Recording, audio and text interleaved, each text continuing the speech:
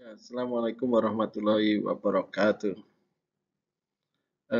Hari ini kita akan belajar tentang satu analisis, namanya analisis aktor, atau ada yang menyebutnya sebagai analisis struktural.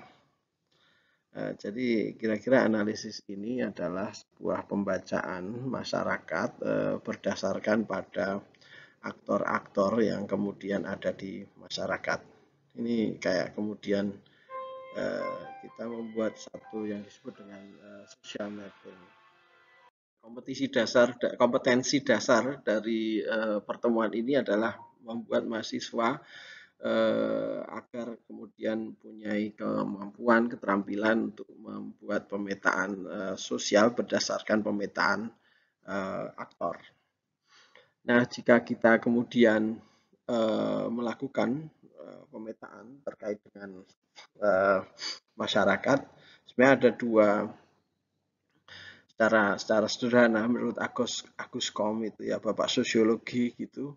Masyarakat itu kalau kemudian dioncei gitu, kemudian dilihat, diperiksa secara detail, itu hanya bisa dilihat dari dua aspek saja, yaitu aspek statika sosial dan aspek dinamika sosial. Aspek statika sosial itu adalah aspek yang statis dari masyarakat itu, yaitu adalah aktor-aktor yang ada di situ, struktur sosial yang ada di situ. Siapa aktor yang kemudian paling berperan di situ, itu yang kemudian mempengaruhi corak kehidupan masyarakatnya. Jadi statika sosial, struktur-struktur masyarakat. Yang kedua adalah aspek dinamika sosial. Dinamika sosial itu adalah sebuah proses sosial. Jadi kalau saudara-saudara semuanya ingin memotret masyarakat, maka lihatlah proses sosial yang ada di masyarakat itu, perubahan sosial yang ada di masyarakat itu. Dulunya masyarakatnya seperti apa, sekarang seperti apa, atau proses yang sedang dilalui oleh masyarakat itu, tahapannya seperti apa. Jadi dua aspek itulah yang kemudian harus dilihat ketika kemudian kita membaca, melihat masyarakat. Hanya dua aspek itu menurut Agus Kom. Nah, kemudian ketika kemudian kita melihat aspek yang statika sosial, maka sebenarnya statika sosial itu bisa dilihat dari dua hal aja, yaitu memetakan aktornya, siapa orang-orang yang ada di dalam masyarakat itu, kemudian melihat perannya masing-masing dari aktor-aktor itu, peran dalam struktur sosial itu. Kalau kemudian teman-teman mau melihat itu sebagai sebuah masalah sosial, jadi ketika ada masalah sosial, maka aktornya itu dipetakan dan perannya masing-masing aktor itu dilihat. Tentu kemudian ketika kita menggunakan analisis aktor itu, yang ingin didapat adalah hasil dari intervensi kita itu bisa berjalan efektif dan efisien dengan melihat struktur aktor yang terlibat itu, karena struktur aktor yang paling atas itu biasanya mempengaruhi struktur aktor yang ada di paling bawah. Ketika struktur aktor yang paling atas itu berubah, maka bawahnya itu otomatis berubah. Relasi bawahnya itu mengikuti, menginduk dari struktur yang ada di atas itu. Jadi atas itu menjadi penting. Padahal atas itu jumlahnya sedikit. Sehingga ketika kita melakukan intervensi sosial, itu sebenarnya yang paling penting adalah melihat aktor yang paling atas itu. Sama juga ketika kemudian kita mau sosialisasi, membuat satu terobosan program tertentu, maka aktor itu menjadi kata kunci. Kalau kemudian aktornya sudah dikuasai, maka kemudian yang paling bawah-bawah itu kemudian juga dikuasai. Makanya belajar struktur sosial itu menjadi penting. Model pemecahan ini akan kelihatan ketika kemudian kita bisa memetakan aktor-aktor yang ada di dalam masyarakat itu. Nah, dalam masyarakat, kalau dalam struktur aktor itu, maka kemudian struktur itu bisa kemudian dibuat dalam satu bentuk piramida sosial, bahwa aktor di masyarakat dimanapun itu mesti bisa dipetakan dalam sebuah struktur sosial. mana aktor yang ada di kelas atas, mana yang di menengah, mana yang ada di kelas bawah. Struktur aktor-aktor yang ada di kelas atas itu biasanya jumlahnya sedikit, tapi pengaruhnya sangat luar biasa. Struktur yang ada di tengah itu jumlahnya sedang, kemudian yang ada di bawah jumlahnya banyak semua, banyak sekali, tapi dia tidak terlalu berpengaruh. Bahkan kemudian dalam struktur masalah sosial, struktur paling atas itu adalah orang-orang yang kemudian melakukan desain. Bisa jadi mereka adalah orang-orang aktor yang kemudian mendapat keuntungan paling banyak dari proses sistem yang kemudian bermasalah itu, dan struktur yang paling bawah itu bisa dikatakan adalah struktur korban dari struktur sosial seperti itu. Nah, ini misalnya kalau kita mau ngasih contoh ya, salah satunya kalau kemudian Anda akan melakukan pemetaan struktur perjudian misalnya, struktur perjudian ya, misalnya satu struktur perjudian yang terstruktur, misalnya judi togel ya.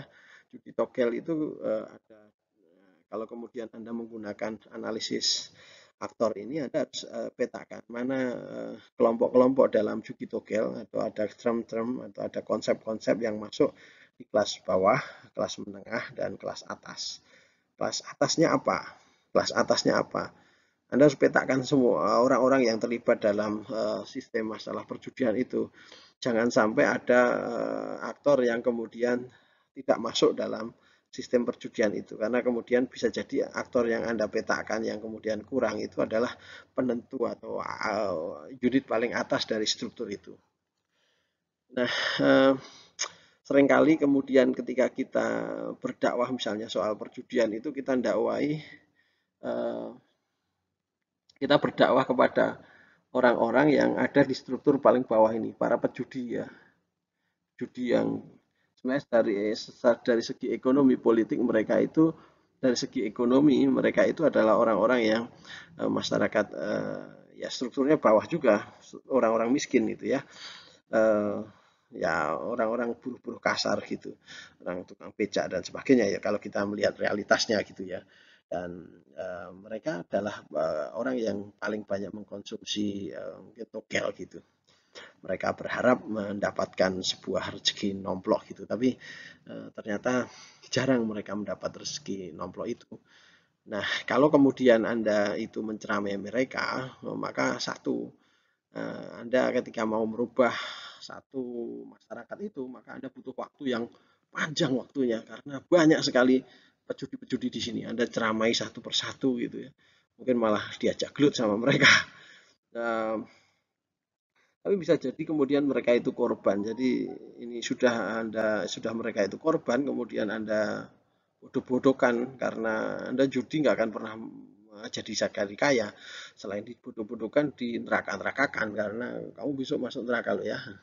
Padahal sebenarnya kalau lihat struktur perjudian itu, sebenarnya yang paling harus kemudian dipikirkan adalah siapa struktur yang paling atas ini.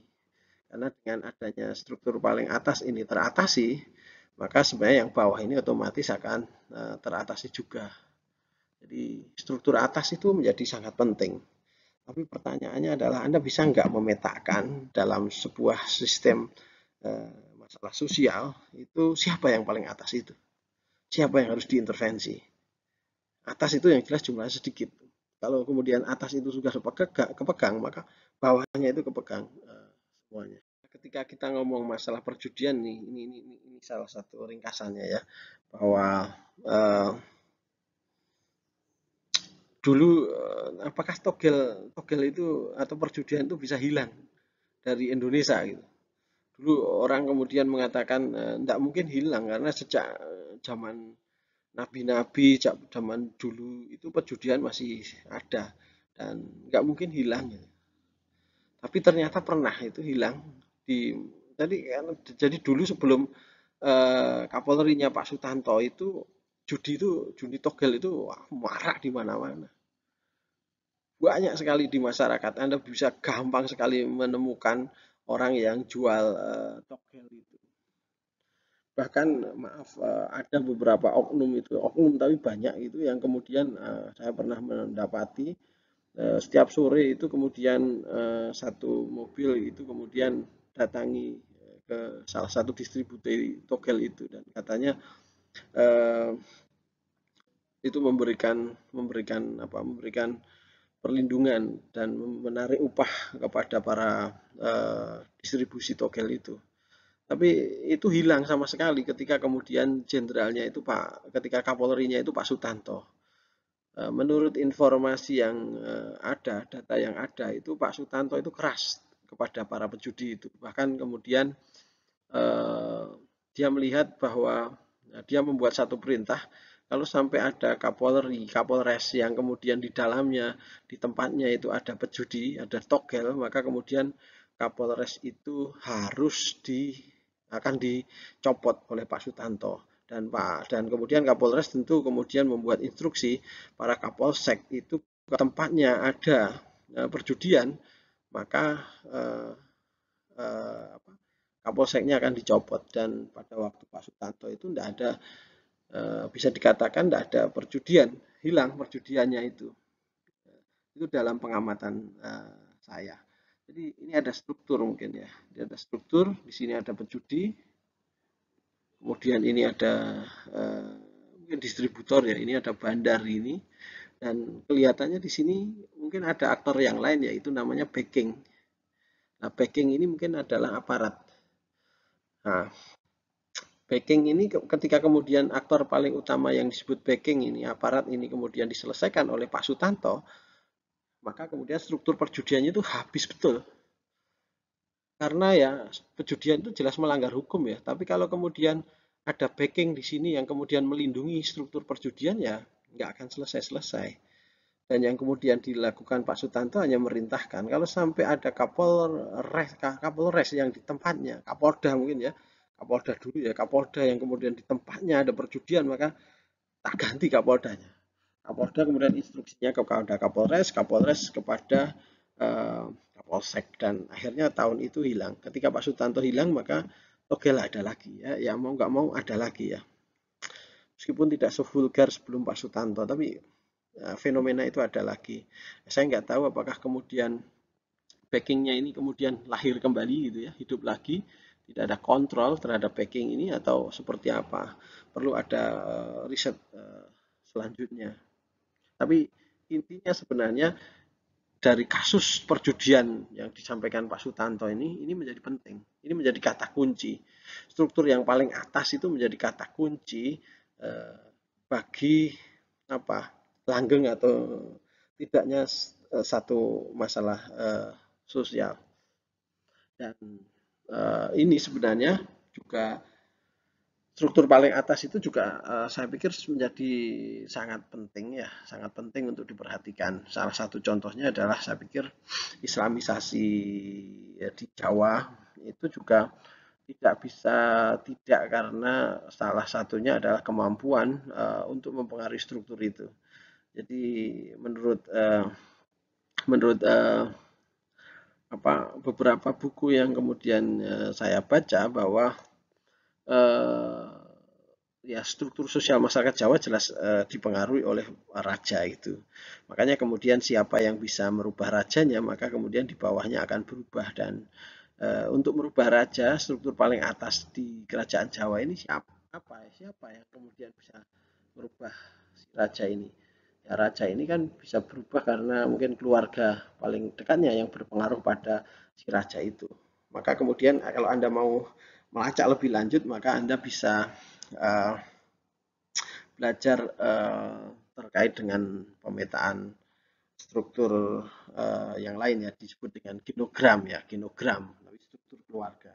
Raja mungkin punya problem dengan punya kalah raja itu punya kalah dengan permaisuri misalnya atau kalah dengan anak permaisuri sehingga kalau kemudian ingin menaklukkan satu wilayah gitu ya asumsinya raja harus dikuasai dan salah satu cara menguasai logika raja adalah menguasai mungkin putrinya gitu sehingga kemudian untuk masuk ke keraton wilayah keraton maka kemudian eh, bisa lewat putra-putrinya keraton itu, sehingga ketika kemudian kiblatnya rajanya itu sudah berubah, maka bawahnya itu otomatis berubah. Jadi tidak perlu dakwah satu persatu dari keluarga ke keluarga, dari kampung ke kampung, tapi cukup satu keluarga yang berpengaruh itulah yang kemudian mempengaruhi keseluruhan dari satu sistem masyarakat. Ini langkah-langkahnya ya, langkah-langkah untuk melakukan analisis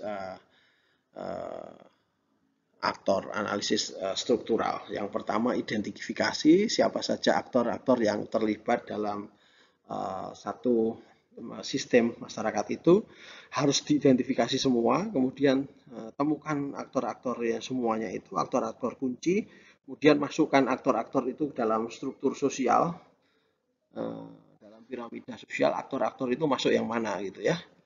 Kemudian deskripsikan peran mereka, kemudian buat alur hubungan antar aktor. Setelah itu coba kemudian buat social imaginasi, gimana caranya untuk mempengaruhi aktor yang paling utama itu. Ya, pada bagian ini saya akan menjelaskan ini aja,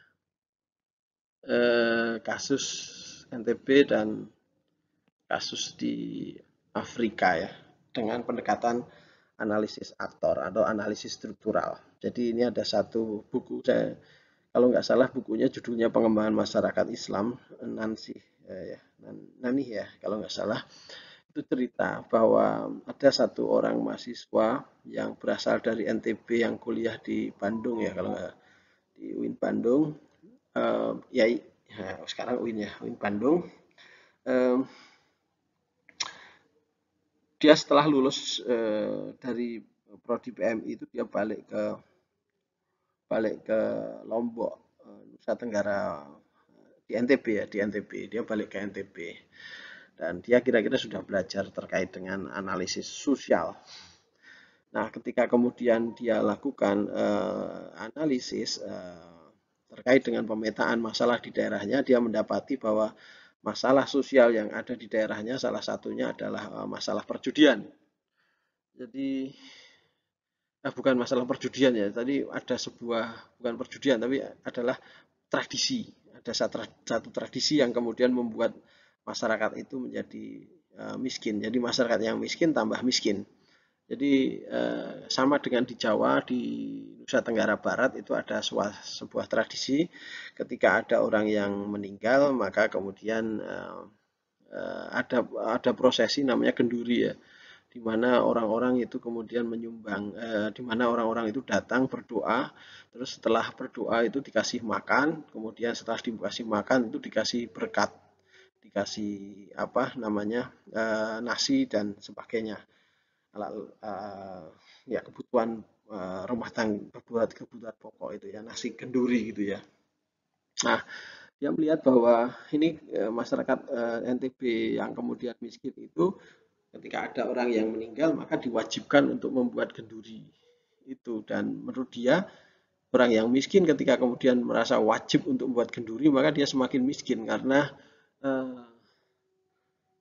kemudian untuk menyelenggarakan kenduri dia harus hutang ya, dia harus menjual asetnya, dia harus menjual tanahnya atau hutang itu. Nah kemudian dia merasa bahwa itulah penyebab dari kenapa orang masyarakat di daerahnya itu tidak maju-maju. Akhirnya kemudian ketika pertemuan kayak genduri itu terjadi, maka dia maju ke atas ngambil mic, kemudian dia menjelaskan bahwa ya ini tradisi ini mungkin ada tradisi baiknya, tapi ya ada banyak tidak baiknya, maka kemudian dia mengatakan tradisi ini harus dihentikan. Anak itu kemudian mengatakan, mahasiswa itu kemudian mengatakan tradisi ini harus dihentikan. Nah, apa yang terjadi? Yang terjadi anak itu kemudian diusir oleh masyarakat, ya dipisu-pisu, ya dimarah-marahi. Ini anak baru lulus saja sudah berani ngajari para ulama di daerah itu. Nah, terus kemudian dia diusir. Setelah dia diusir, kemudian dia kirim surat kepada dosennya, ini gimana saya sudah mempraktekkan, melakukan intervensi sosial kok kayak kemudian diusir dari kampung saya gitu.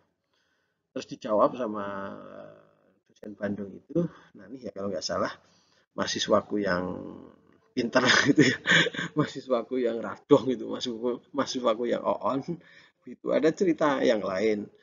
Nah, ini kasusnya di Afrika, kasusnya sama itu kenduri gitu ya, kenduri yang dianggap kemudian membuat masyarakat yang miskin menjadi miskin. Nah, ini ada orang yang kemudian juga menghentikan tradisi kenduri itu. Bahkan kemudian dia bilang, Bapak-bapak Ibu, kalau kemudian Anda mau kenduri karena si mayit itu biar kemudian masuk surga, maka kendurinya jangan diwujudkan dalam bentuk makanan dan disebar-sebar, diberikan kepada banyak orang. Tapi cukup Anda ganti kenduri itu dengan uang dan uang itu berikan ke saya, maka Anda akan lebih cepat masuk surga gitu.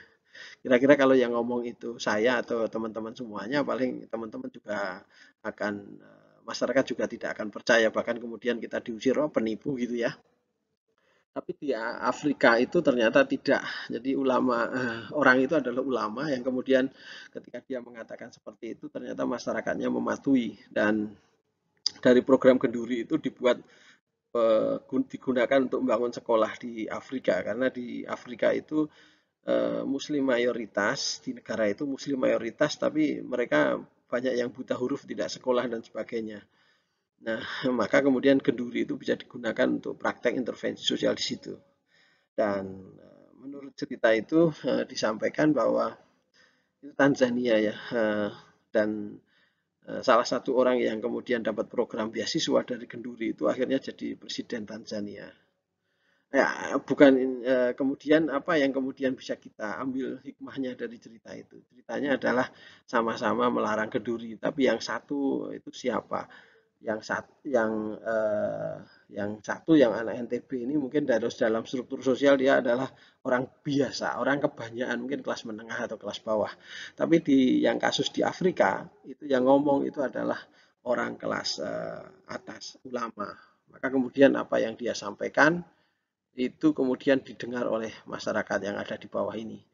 Kalau kemudian Anda yang membuat fatwa, kira-kira kamu itu sopo gitu. Nah, maka menurut saya penting untuk memetakan siapa aktor yang paling berpengaruh di masyarakat, dan aktor kunci ini ya yang kemudian harus dipegang.